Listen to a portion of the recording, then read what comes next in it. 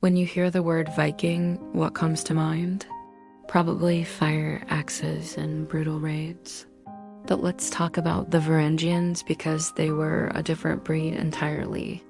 Sure, they were warriors, but they were also keen observers, clever imitators, and master planners. They knew that while brute strength might win a battle, it's information that truly wins a war. These Norsemen journeyed thousands of miles from their icy homelands, stepping into bustling foreign cities where one wrong move could mean instant death. So how did they survive? They didn't stand out, they blended in.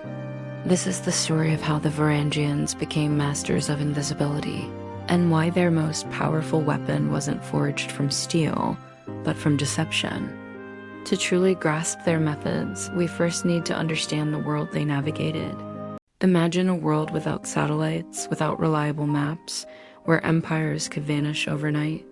This was the medieval world, fragmented, unstable, and incredibly dangerous.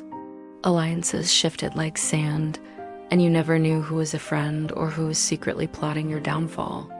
Knowing when an army was marching or who was betraying whom wasn't just an advantage. It was the key to survival. This is the world the Varangians mastered. They understood a powerful truth early on: information was far more valuable than sheer numbers. A small, well-informed force could easily outmaneuver and defeat a much larger army marching blindly into a trap. So, what was their secret? They didn't just charge headfirst into battle. They listened. They watched. And to watch effectively, they had to become masters of disguise, changing who they appeared to be to gather the intelligence that would decide the fate of kingdoms. The Varangians quickly became masters of mimicry, true students of human behavior. They learned local languages, not perfectly, but just well enough to get by. They copied everything they saw: the way people dress, their gestures, their social customs. They were keen observers, watching how the locals spoke, prayed, ate, and even how they reacted to authority figures. For them, this mimicry wasn't just an act. It was a fundamental survival skill.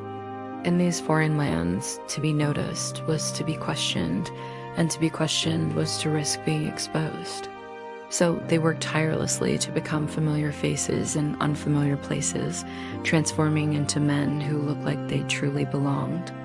Once they had mastered the look, they could move on to the much harder task: earning trust. How do you get inside a walled city without breaking down the gates? You get invited in. This wasn't about force. It was about patience. The Varangians didn't storm the castles of power. Instead, they offered their swords and their loyalty. They became guards, escorts, and hired muscle.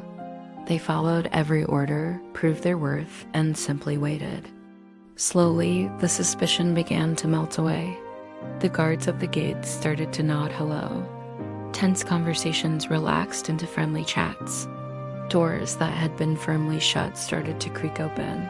The Varangians weren't just outsiders anymore. They were becoming a familiar, trusted presence. By the time anyone realized their true value, it was already too late. They were inside the inner circle.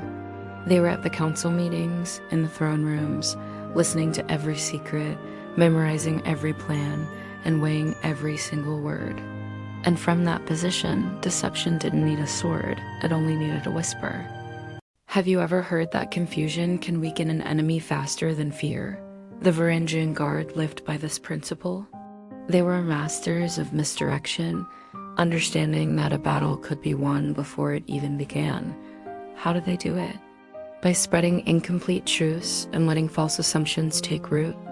Imagine this. They subtly support one faction just enough to make their rival completely miscalculate their next move. Think about the consequences. A delayed march because of bad intel. A defensive line placed in the wrong location. A commander leading his troops into a trap, all based on faulty information. By the time swords were finally drawn, the outcome often seemed inevitable. The real victory had been secured long before, in the shadows of strategy and deceit. And sometimes, thanks to their brilliant manipulation, the Varangians didn't even have to fight at all. Have you ever heard of the saying, keep your friends close and your enemies closer?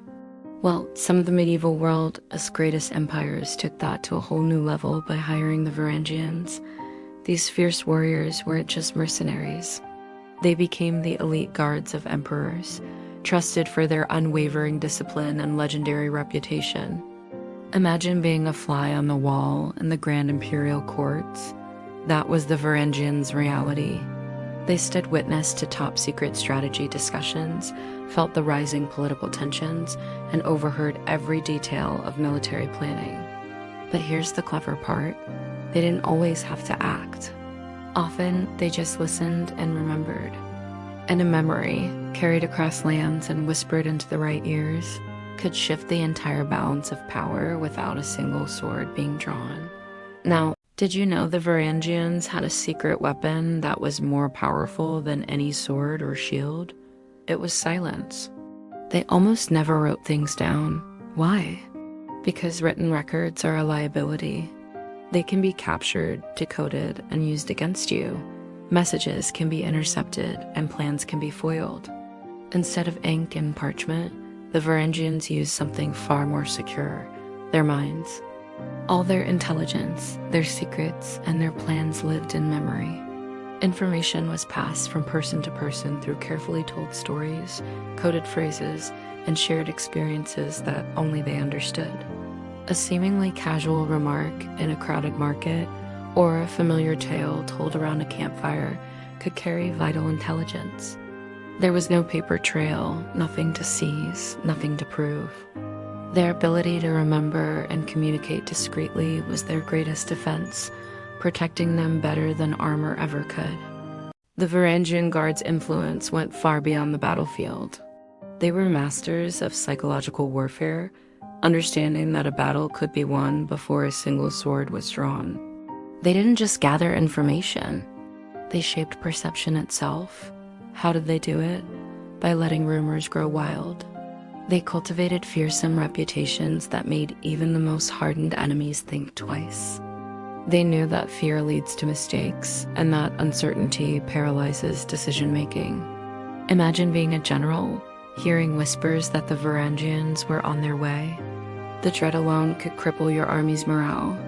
Sometimes the mere idea of Varangian involvement was enough to weaken opposition, even if they weren't actually there. In this way, they fought wars inside the mind, not just on the field of battle. It was a subtle, yet devastatingly effective form of combat. Have you ever heard of power that doesn't need a crown or a castle? That's the story of the Varangians. They weren't always about conquering lands and sitting on thrones. Instead, they mastered a different kind of influence, something far more subtle and perhaps even more powerful.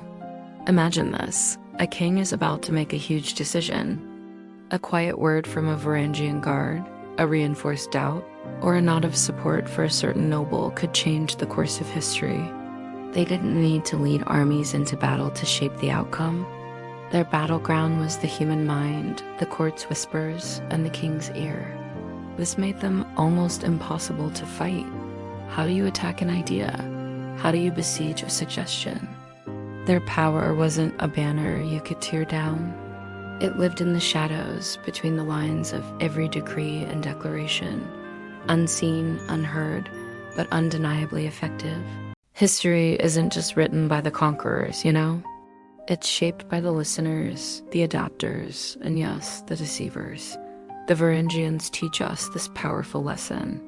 They understood something fundamental about humanity. Our behaviors change so slowly, even when the world around us is spinning at lightning speed. Think about it. Steel rusts, even the strongest swords turn to dust. Mighty empires that seemed eternal have crumbled and fallen. But deception? When it's used carefully with skill and precision, it endures. It's a timeless tool. Long before modern intelligence agencies with all their fancy gadgets even existed, the Varangians had already mastered the craft. They understood the core principles of influence, strategy, and misdirection, leaving a legacy of cunning that echoes through the centuries. Thanks for watching, and if you enjoyed this, don't forget to like and subscribe for more deep dives into history.